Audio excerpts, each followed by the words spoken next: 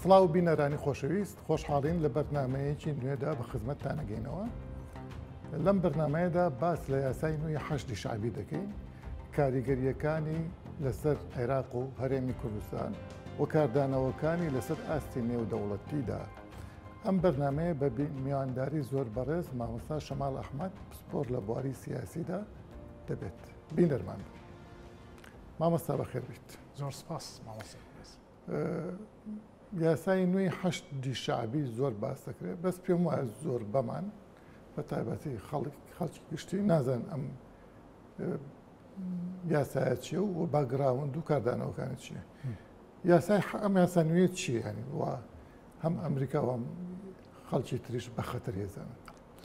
سرەتا بە ناوی خۆی گەورە میهرەبان، زۆر سپاس مامۆستای بەڕێز بۆ میوانداریەکەتان. لە 2023 پرۆسی سیاسی عێراق بە باگراوندە مێژووەکەی کە لە بڵێن ئەم هێزانی کە ئێستا لە حکومەتان پێشتر لە معارەزەیە بوون و ئەحزابی سیاسی بوون لە دەرەوەی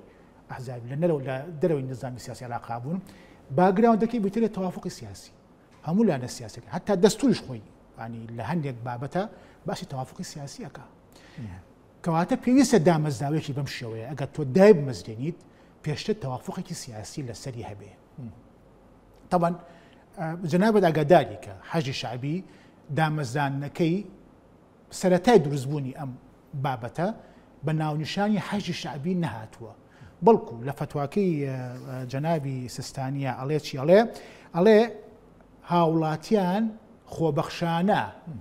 بچنە ناو دامەزراوە ئەمنی و سەربازیەکانی عێراقەوە بۆ پارێزگاریکردن لە عێراق. خۆبەخشانە یعنی سەرەتای دروستبوونی حەشی شعبی لە 2014 بیزاد مانگی 6 2014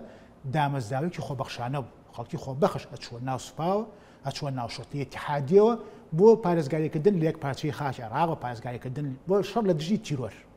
ئەمە خاڵێکیان. بەڵام لە 2016 بە یاسایی کرا بە یاسایی. ئەزانی ئەگەر من یەک تێبینی سادە و سەرەتا لەسەر ئەم یاسایە هەم بێت، ئەم یاسایی کە ئێستا هەیە، یاسا کۆنەکەی لە 2016 کە دەرچوو نیشتیمانی تر وەک یاسایی کە ئێستا هەیە. دوای هێنە سەرەوە باشە. بۆ بە حکمی ئەوەی کە لە مادەیەکیانە بزات باسی ئەوەکە کە پێویستە دامەزراوەی حەشی شعبی پابەندی بنەما دەستوریەکانی مادەی نوۆی دەستوری عێراقی بێت کە خۆی لەوە ئەبینێتەوانێت حەشی شعبی ئەبێ پێک بێت لە هەموو مەکەوناتی شعبی عێراقی، کەواتە بەشەی تەوافقی. نۆ ئەڵێ چی بۆ ئەم پێڵم تەوافقی لە سەرەتایەوە بە نیشتیمانی بێ و شێواتە نیشتیمانەکەشی تەوافقیە، چونکە مادەی نۆی دەستور ئەڵێ چی ئەڵێ ئەبێت دامەزراوەی سوپا و شۆرتەی ئیتیحادی هەموو مکەونەکانی تیابێ هەرێکەوە پێی نسبەی خۆ. باشە مامۆستا باجاری واز لە حەشی شعبی بێنە. باش لەسەر ئەم قسەی بەڕێزت سوپا تا ئێستاش لە ساڵ 2 کورد نییە، نازانم سونە. بەڵێ لەکوێ دامەزراوەیەکی نیشتیمانی ئەوە حەشتی شعبی حەدیث وەلا حەرەج، ینی ئەمە خۆ خەڵەتاندن نییە ئێمە یەکەین، ینی ئەو خۆ سوپا نابێت مەزهەبی بێت. جا ئەمەش خۆی بەخۆی کێشەیەکمان بۆ دروستەکە. ئایا لە بەرامبەر بوونی سوپایەکە کە تۆکمە نییە و کە دامەزراوەی نییە و کە هێشتا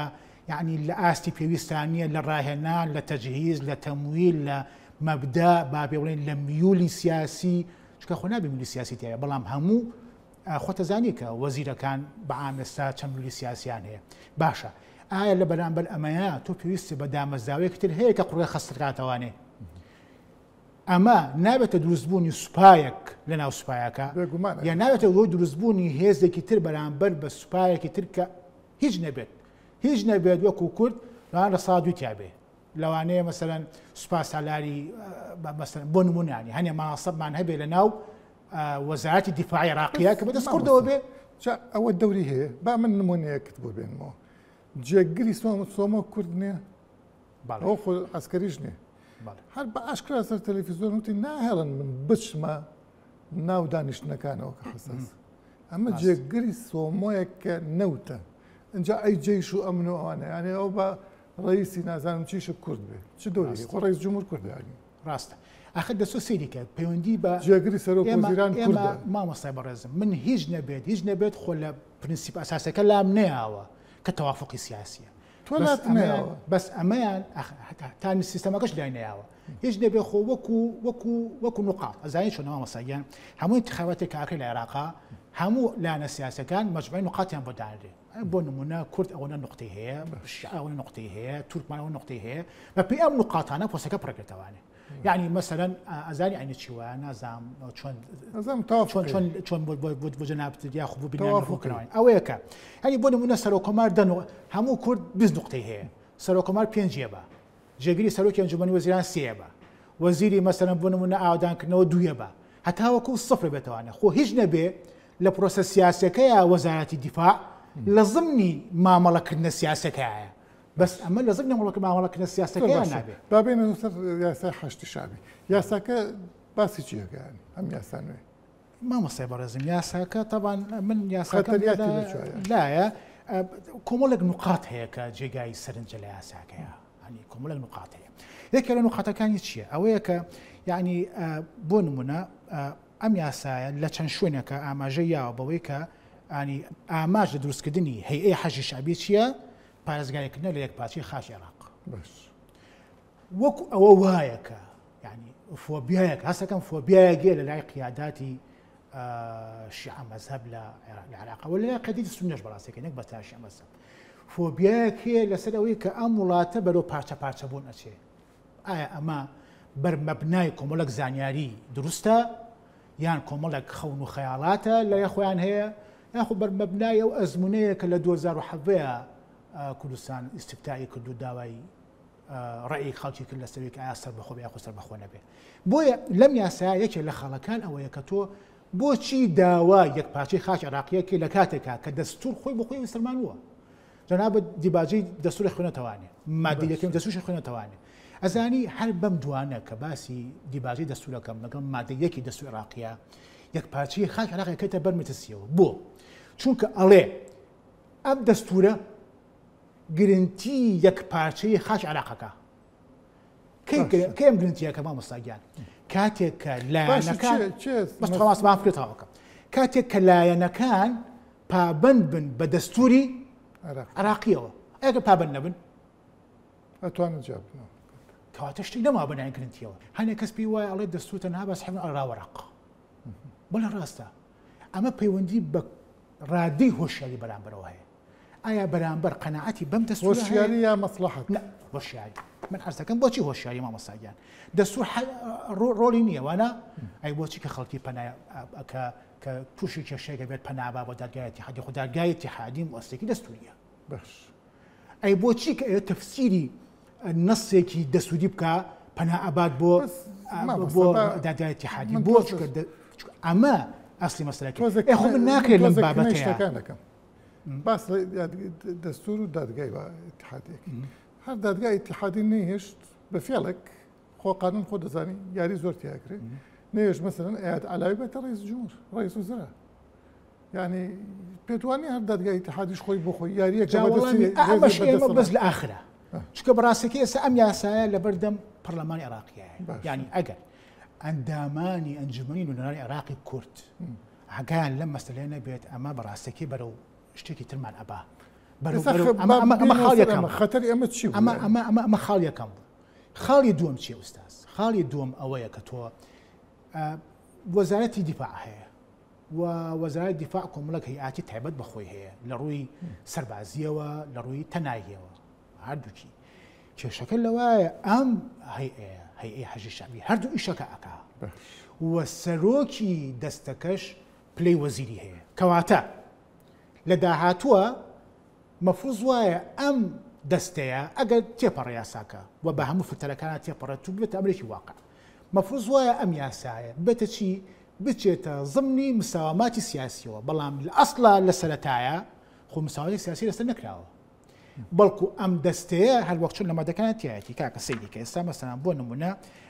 لێرە ئەڵێ چی لە هەندێک مادەکانی باسی چیەکات ئەڵێ ئەمەتە ئەڵێ ئەو ئەوانەی کە دەسەڵاتی گەوریان هەیە لە ناو یاساکەیە بۆ نمونە سەرۆکی دەستەکە ڕئیسی هەیئانی دەستەکە مەسەلەن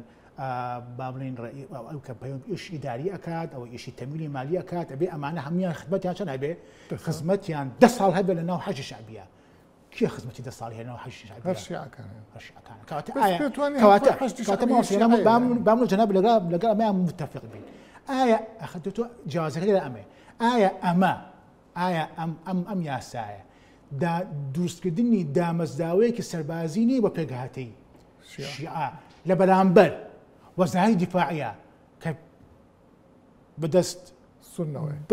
بە سووەڕی بەدەست سونەوەیە لە بەرامبەر هێزی پێشنگەی کوردستانە کە بەدەست کوردەوەیە دروستبوونی ئەم هێزە سەربازیە جیاوازانە ئایا سەرەتایە بۆ پارچە پارچە بوون یاخود سەرەتایە کە بۆ یەکگرتن ئەم هەیئەیە کە ئێستا دامەزێت دەبێتە موسسەیەکی فەرمی ئەچێتە زمینی مساواماتی سیاسی و بەڵام ڕێی پێ نادرێ مساواماتی سیاسی بکرێت کەواتە تۆ ئەو تاڵی هەموویە بێ مەسەرەن سەرۆیەکی دەستەکە و هەیئەکە و چێ خزمەتی 10 ساڵان هەبێت لەناو باشە مساوامی سیاسیەکە لە بینی شیعەکان خوانە ئەوەش مشکلەیەکە کاکە خۆ هەنی لە شیعەکان خوانەکەم یاسایانی بۆ مامۆستاکان بۆ ناپرسی بۆچی لەگەڵ یاسایانی دوو سەبەبی سەرەکی هەیە دوو سەبەبی سەرەکی هەیە سەبەبێکیان ئەوەیە کە ئەوانەی کە لەگەڵ یاسایانی سەبەبێکیان ئەوەیە کە ئەم کەسانە بەڕاستێکی خۆیان مستەفیدین لەمە بەسا وجودیان نییە وەک سەدرێک ناو حەجیش وجودیان نییە ئەمە خاڵێکیان خاڵێک تریشیان پەیوەندی بە لایەنە شەرعیەکەیەوە هەیە چونکە ئەسڵی دروستبوونی حەجی شعبیۆت کووتما بنەماکەی چییە؟ بنەماکەی فتواکەی مەرجعی باڵایە مەرجعی باڵا کە فتوا دەرکردووە فتوای بۆ بەس حاڵەتێکی باڵا لەگەڵ ئەمە هەیە لەگەڵ ئەمەش تێستا بێدەنگە باشە مامۆستا بێمە سەر مەسەلەی ئەمریکیەکان و تێڕانینیان بۆ مەسەلەکە ینی ئەمریکیەکان زۆر توندن لەم بارەوە هەڕەشەی زۆر تند دەکەن هۆکاری چییە ئەو توندیە لەو بارەوە مامۆستای بەڕێزم من تەمان لەگەڵ مەبدەعەکەی یەکەمە کەوتم تەداخولکردنی ئەمانە پێویست تەداخولکەن ئەگەر بەس خوا بمبورە بە شتێک بیر نەچێت پێتوانێ ئەمە هەر نسخەی مطابقی حرەسی سەوری ئێرانە لێرە دووبارە کرێتەوە بۆ نا بۆچی نە مامۆستاگیان بۆ نا احتیمالە وابێ من ئێستا ناتوانم جەزبیان مەسەلەکەەوە تاکو دانم بەزرێت بەڵام لە هەموو حاڵەتەکە بۆچی ئەمریکایان ڕایانین چونکە ئەم ناوچەیە جەناب تزانی کە چەند مانگە لەمە پێش هەم مانگە لەمە پێش شەڕێکی زۆر قورس بلەم ناوچەیە ئێستا با بڵێن بەشی پێشەوەی جەنگەکە یاخ با بڵێن خەتی پێشەوەی جەنگەکە لە دوو شوێن ناماوەتەوانێ عێراق لەگەڵ یەمەن یەمەن ئەوە حوسەکان خۆیان قووەتیان هەیە و سەوارێک دروستەکەن و کۆنترۆڵێکی چی دروستەکەن ئێرانی و بۆیاخێکن مهم ئەوەیە ئوستازیان بۆیاخیشیکەن علەمەکەی خۆشیانی لێبن یاخود باڵێن کوژەکێکی شیشی پێوە بکەن بەڵام ئەڵێ ساڕەکە لە یەمەنەوە هاتووە ڕایش خۆی دروستی ناکە مامۆستاگیان ڕایش وەختی خۆی ئەوانەوە سکۆتەکانی ئێرەوە چۆ بۆ ئێران و لێ و تۆزە هەتەڵدان پیاوە گۆریان کردووە بە هەر حاڵ ئەوان مهمەوەیە کە دەوڵەتن و وجودیشیانە و قانونیشە ئەمەشیان بە هەمان شێوە ئەم هێزە سەربازیە ئەکا بە شێوەی قانونی جارێرە پرسیارەکە لێرە ئەمەیە مامۆستاگیان بۆچی ئەمریکا دژێتی چونکە تۆ ئێستا دوای بیرم کە تۆ باسی بودجەی هەشتی شعبی باسی هۆشەکەی ئێستا ئەگەر ئەمریکا لەوانەیە خەڵکی پرسیارکە بڵێ باشە جا ئەمریکا کەی باکی بۆیە لاات کەسێک بێ یات و نەپەیوەندی بە قانونەوە هێنەی شتێکم جوړ شتانە ئێستا ئەگەر ئەمریکا لە دامەزراوی حەجی شعبی بە لە چ دامەزراوەیەگەیە ئایا لە ضمنی موسسەی دەوڵەتی عێراقیەیە بە فەرمی بەم شێوەیە ئێستاکە هەیە نا کۆمەڵێک میلیشیاتە بەیەکەوە یەکیان گرتووە و حکوومەت عێراقی بودجەیەکیان بۆ تەرخانەکە کە ئێستا مەسەری و ئەمریکا لێیە بەڵام ئەگە چۆن ناو ضمنی موسسەی دیفاعی عێراقیەوە معنای وای ئەمریکا هاتووە لەکوێیەوە لە ناو دامەزراوەی حکوومەت عێراقیەوە ئەو کاتە شەڕ لەگەڵ گروپێکی چەگارە نابێ بەڵکو شەڕ لەگەڵ دەوڵەتە ئابێ کێشەکە ئەمەیە کە ئەمریکا ناوێت ئەم یاسایە تێپەڕێ چونکە بۆ ئەم هیلالی کە ئێستا باسەکرێت نوکەکەی تیش کرایەوە و کورد کرایەوە لای عێراق و لای یەمەنەوانێ ئەم هیلانە ناوێت بەم شێوە دروست بێ جەنابە باسی یەکێکێشێتر هەیە خوا من حەزەکەم لەسەر مەشخصی لەسەرکەی ئەوژەوەی ئەگە ئەم یاسایە تێپەڕێ من تەسەوڕەکەم یاسایە تێپەڕێ چکە دوای چلەی ماتەمینەکەی ترخێتەوە خوێنەوەی یەکەی بۆ کراوە خوێنەوەی دووشی بۆ کرێ خوێنەوەی دووەم تەبانێمە ئەکەینە بەردەم کێشەیەکی دەستوری مادەی پەنجامی دەستوری عێراقی ئەڵێ ئەڵێ نسابی قانونی مەجلیسی نواب کە تاکەی تەوابێ کە ئەغلەبیەی مطلق لە ئەندامان حاضر بوون ینی ئەغلەبیەی مطلق شێنەکە 165 ئەندام 165 ئەندام ئامادەی کوبوونەوەیەک ببن یاساک هەجی یاسای بخێتە بواری 50 کۆیە کاتە نیسابی قانونی تەواو هیچ مشکلەیەکی نییە. یاساکە چۆن تێپەڕێ؟ یاساکان بەم ئەم جۆرە یاسایانە بە ئەغلبەی مطلق تێپەڕێ. جا لێرە پرسیارەکە ئەمەیە تەمەەن ئەمە مادەی 138 مادەی 138 زانفەقەری 5 واڵێ. یاساکان بە زۆرینە تێپەڕێ. کێشەکەی لە ئەمەیە ئایا ئەو زۆرینەی کە لە مادەی 138 هاتووە مەبەستی پێی زۆرینەی هەموو ئەندامانی ئەنجومەی نوێنەرانە 329 کەسەکەیە یا مەبەستی پێی زۆرینەی 165ەکەی ئامادەبووان ئازایی من بەبەستەکە چییە؟ باش ئەگە تێپەڕی چی بکەین؟ تاوان تێپەڕی لە مەجلیسی نواب لە هەردوو حاڵەتەکەیە تێپەڕێ. چکە تەسەورەکەم کە شیعە ئەوانە قووەتی هەبێت کە بتوانێت 165 ئەندام یاخود زۆرینەکە تێپەڕێنێ. لە حاڵەتی یەکەمە تێپەڕێ ئەچێ بۆ کێچێ بۆ سەر کۆمار.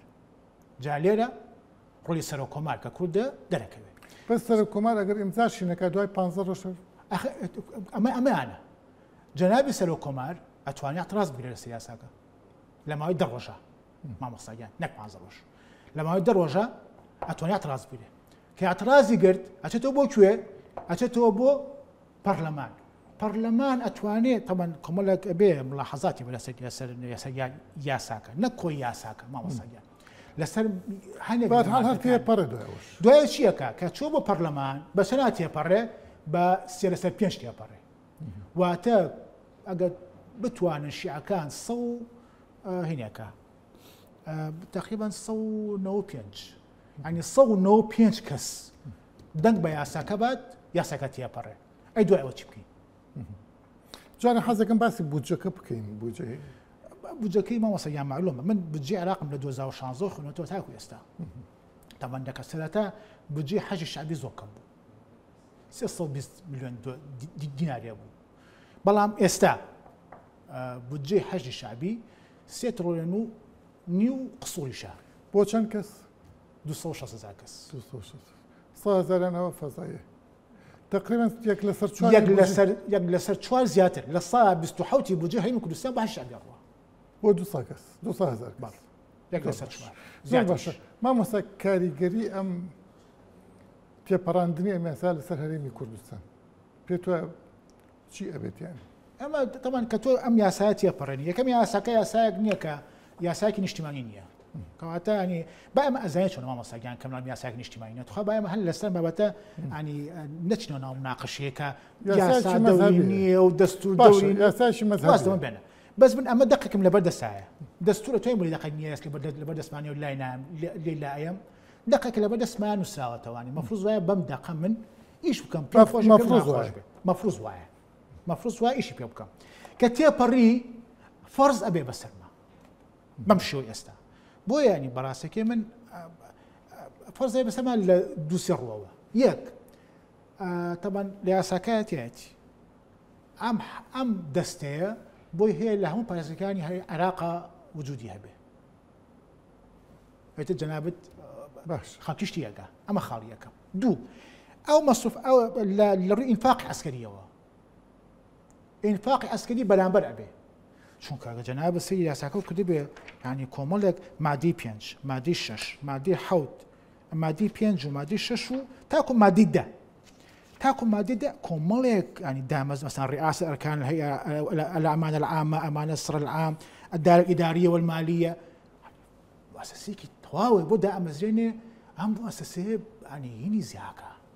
وەکو چۆنەڵێ بتر با بڵێن ئینفاقی زیاکە. ئەم ئینفاقەش بەردەوام لەسەر چیەکەوێ؟ لەسەر میزانیەی عێراقەکەوێ. میزانیە عێراقیش مامۆستاگیان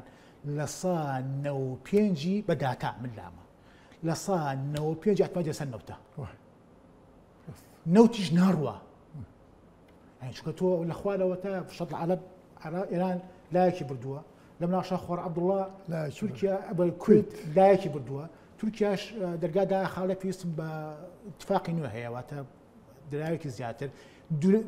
دۆزینەوەی هێڵەکە تریش کە ئەچێتە سەر بەندەری عەقەبەجا لە ئەردەنەوە بێ یاخود لە سووریاوە بێ کاتێکی زۆریەوە ئەوە تیشی کە چێتە سەر بەحری ئەحمەر لە سعودیەوە بۆدەکەی ژەنگی کردووە و کون بۆ بەکەڵکیەوە ناوێتی پیابنێری چۆن ئیدامەی ئەم جێشە جەباراییت بەچی ئیت عێراق داتایەکم لایە من خۆم داتایەکم لایە لەسەر با بڵێن واریدات لەگەڵ نەفەقات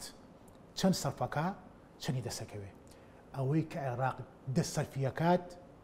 زۆر زیاترە لەوەی کە دەسەکەی بۆیە دایمە میزانی عێراق بەمای نەسەکرێتەوانێ چەند مەسەلەی کورد ئەتوان پەلاماری کوردستان بن ئەمە حرەسی سەوریە و جێیشی عقایدیە و ئەڵێ من جێشم بەکار نێنە ئەوانە خوان جاخۆ کاسوران بەس مستەرەکەەوە نیە بێ پەلامارە با وڵاتەکە و داگیرکات و لە دەرگای ماڵەکانە بە ئەیکە تۆ ینی کە من مەسەف لە شتێکا بکەم کە تایە وەجودم نەبێ ئەمە پەلاماردان نییە کاکە ینی بۆ نمونەشێوەی شەرعی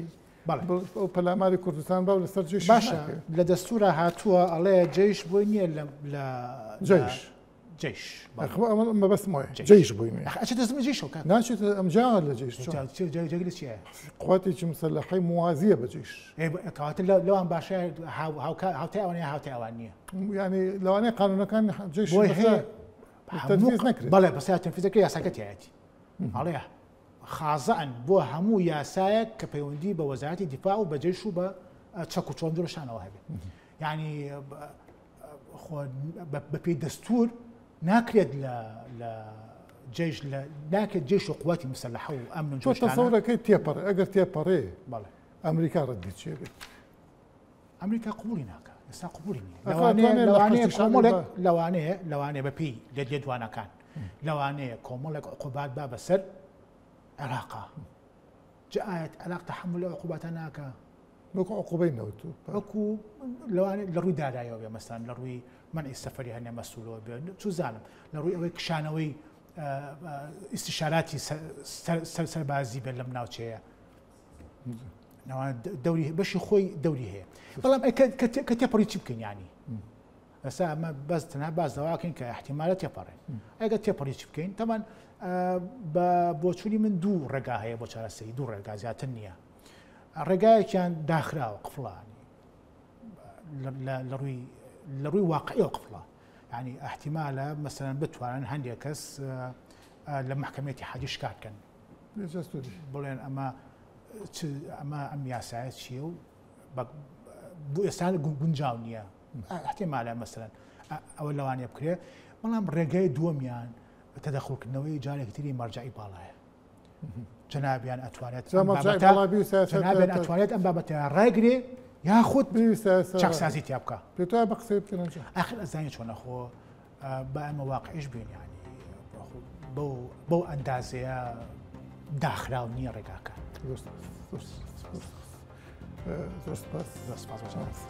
بینەرانی بەڕێز بەم شێوەیە هاتینە کۆتایی ئەم ئەڵلقەیەشمان تا ئەڵلقەی داهات و میوانیش دەرخواتەن.